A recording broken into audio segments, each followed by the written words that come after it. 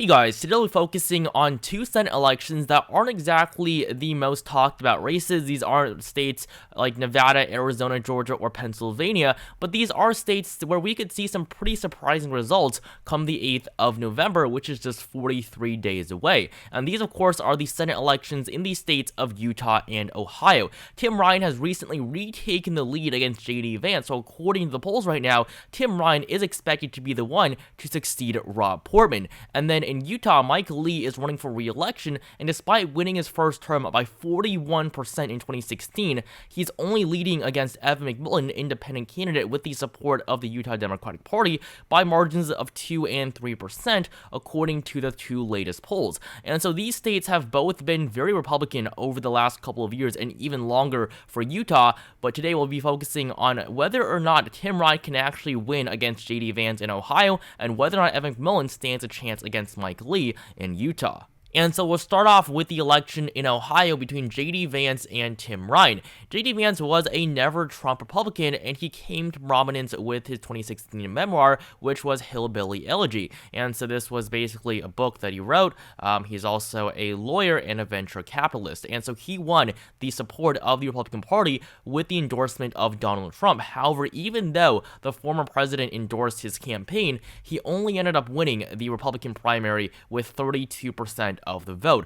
Over 2/3 of the Ohio Republican Party did not vote for J.D. Vance. We saw Josh Mandel gain 24% of votes, and Matt Dolan won 23%. So J.D. Vance has struggled to gain support of the remaining parts of the Republican Party that he did not win over in the primary a couple of months ago. While on the Democratic side, Tim Ryan did significantly better in his primary, where he won almost 70% of the vote. And so he's been serving as a member of the House since 2003 and currently represents the 13th congressional district of Ohio. And so when you look at the polls for this race, it's pretty surprising to see that Tim Ryan actually leads against J.D. Vance, especially considering the fact that Republicans have won this state in the past two presidential elections by 8%. And even in 2020, Joe Biden did not do any better than Hillary Clinton in the Buckeye state. And so most polls have all shown Tim Ryan ahead. However, there are a couple that have put J.D. Vance ahead, and these polls typically are the better polls. We see Marist College having Vance up by 1%,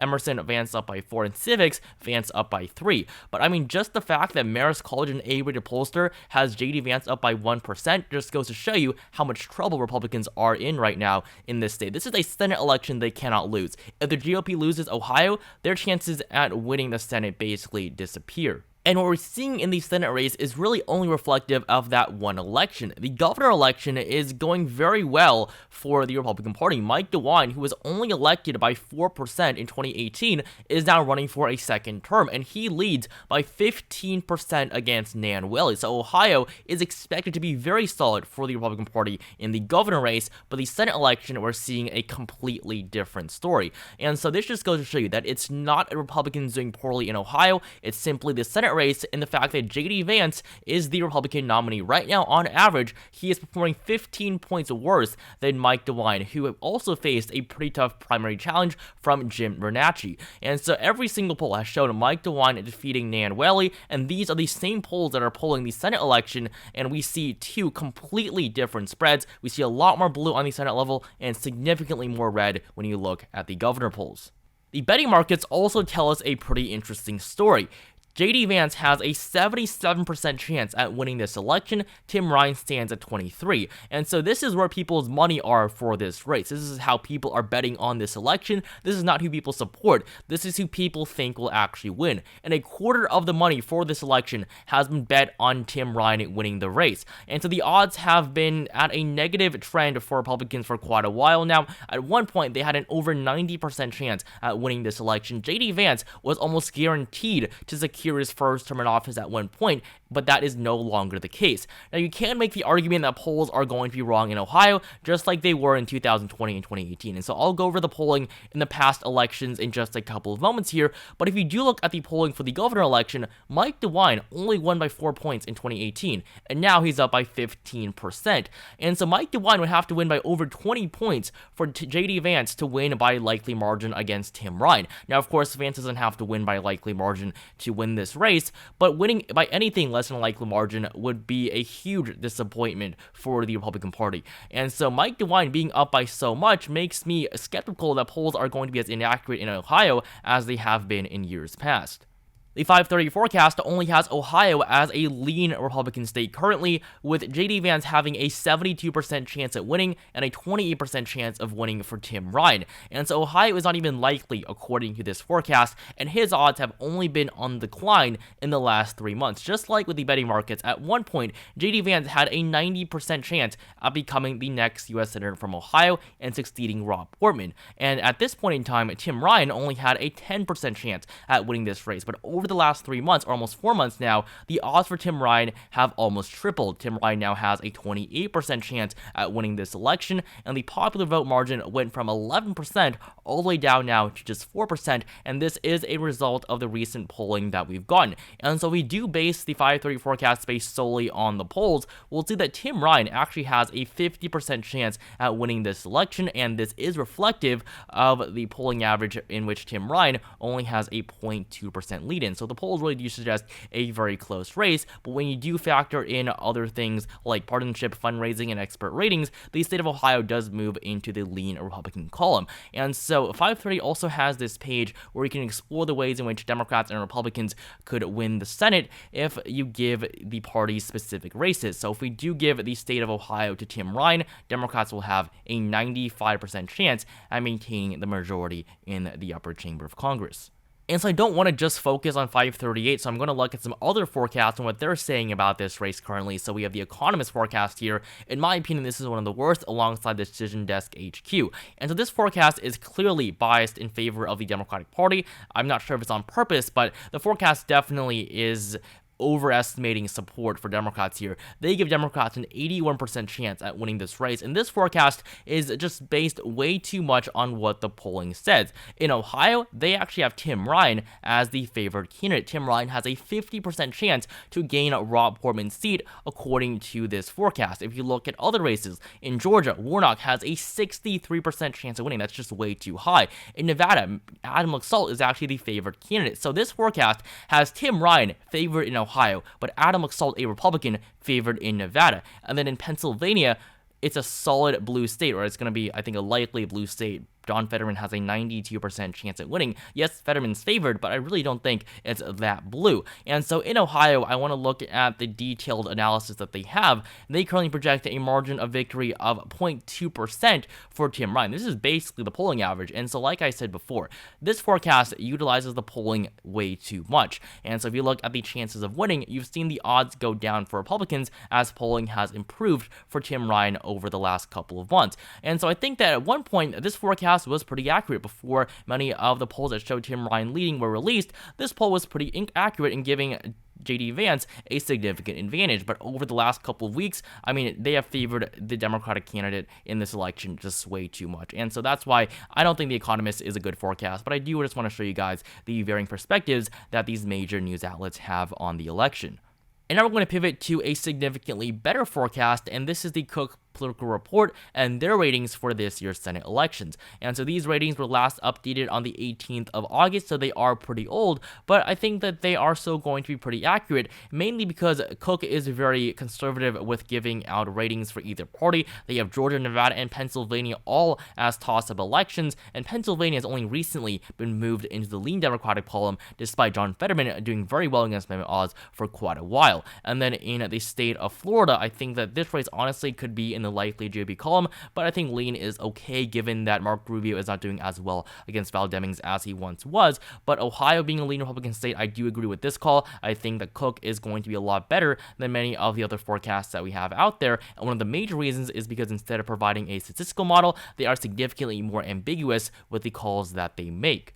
And so as I said earlier on in this video, we're going to now take a look at the previous election results in the state of Ohio. In 2020, Joe Biden, of course, lost the state. Despite only being expected to lose by 0.8%, he eventually lost Ohio by 8 whole points. In 2016, it was basically the exact same margin. Now, this can be condensed down to just the Trump effect playing its part in having polls be so inaccurate over the last couple of years, but really, Ohio is a state that I think pollsters are underestimating Republicans in simply because it's been a purple state for so long. In 2012, Barack Obama did win the state of Ohio by 3 points against Mitt Romney, and he also did the same thing by a slightly larger margin in 2008 against John McCain. But after Barack Obama's presidency, Democrats would not win any major elections in Ohio, with the exception of Sherrod Brown winning re-election in 2018, and we'll go over that race right after this one. So in 2020, Ohio broke a spell with their streak. In every single election since 1960, the winner in Ohio eventually won the presidential election. That, of course, was true in 2016 when Trump won the state of Ohio and also became the 45th president. But in 2020, Joe Biden lost Ohio, but still denied Donald Trump a second term. And so in 2020, the state of Ohio voted 12 points to the right of the national average. And that just goes to show you that Ohio simply is not the purple state that it once was. However, in 2018, we did see Sherrod Brown defend his seat successfully and won his third term against Jim Bernanke. Sherrod Brown won 53% of the vote, which was still significantly smaller of a percentage share of the vote in Ohio than what the polls had predicted. Originally, Sherrod Brown was expected to win by a double-digit margin, on account of basically every single poll that had been released for that race. However, Sherrod Brown did underperform in a similar way that Joe Biden did in 2020. And so this is basically the only major recent election win for Democrats in the Buckeye State, but 2018 was also a very good year for the Democratic Party. They won by double digits in Minnesota as well as Wisconsin, and then Michigan was a 7-point race with Debbie Stabenow. In Pennsylvania, Bob Casey won by 13 points. West Virginia, Joe Manchin won his re-election to a second term. In Montana, John Tester wins by 3.6%. And of course, in Arizona, Kyrsten Sinema flips this seat and defeats Martha McSally. So amidst all these Democratic wins, it was not that surprising that Sherrod Brown, a two-time incumbent, would win re-election in Ohio. I mean, they even won in West Virginia, which voted for Donald Trump in 2016 by 42%.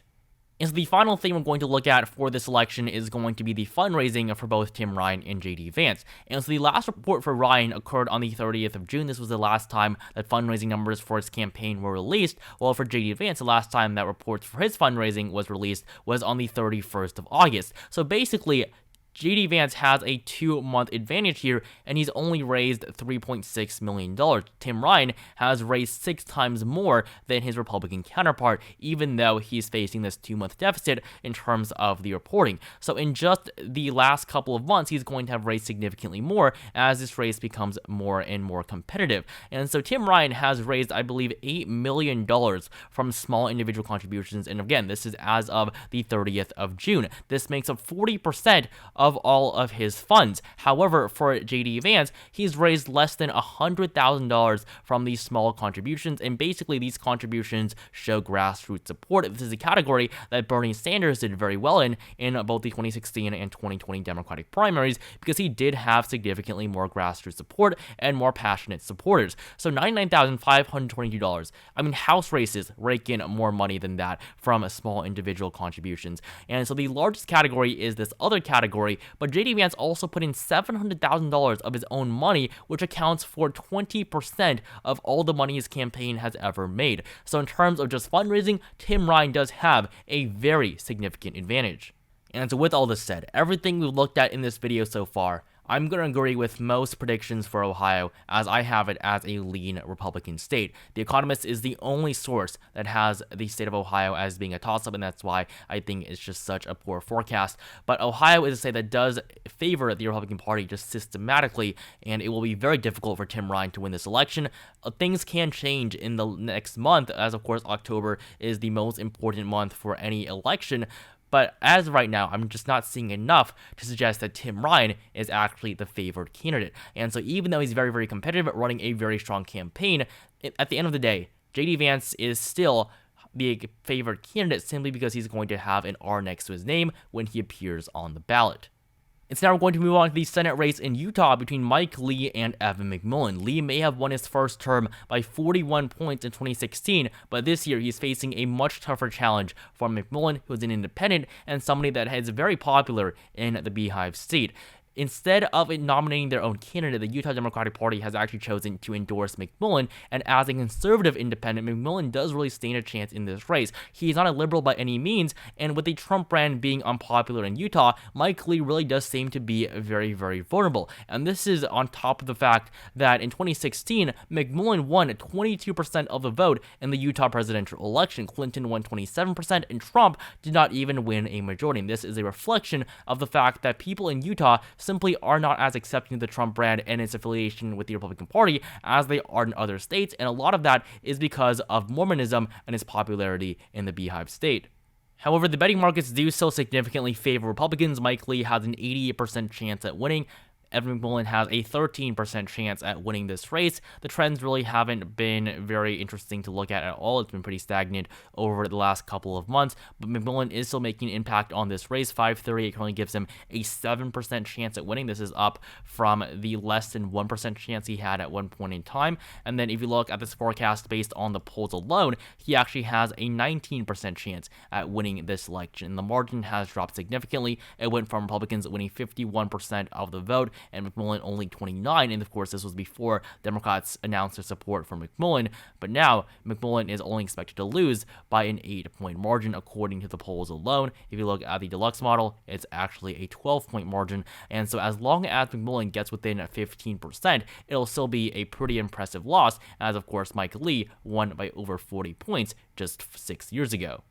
Cook currently has Utah as a likely Republican state. Previously, it was solid, but in that last update, they did move Utah down into the likely Republican category, and that is pretty significant as, of course, the state is very, very Republican if you just look at previous presidential election results. In 2004, Bush won Utah by 46%. It was the reddest state in the country. In 2008, even McCain won Utah by 28 points, even though Barack Obama won 365 electoral votes nationwide. And, of course, as a Mormon and the future senator for Utah, Mitt Romney won the state by 48% in 2012, despite losing the presidential election. And in 2016, Trump, of course, only carried the state by 18 points. And even in 2020, without a strong third-party presence, Biden still won 38% of the vote. Trump only won by 20 points in Utah. And this just goes to show you that Donald Trump is not popular in Utah. And when you have an independent who's also a conservative, it really can make the election in Utah very, very competitive. Last time the Democrats won a Senate election in the state was all the way back in 1970 when Frank Moss was reelected to a third term, but then he would lose reelection to a fourth one against Orrin Hatch just 6 years later, and of course Orrin Hatch would serve all the way until 2018 when Mitt Romney was elected Senator of Utah.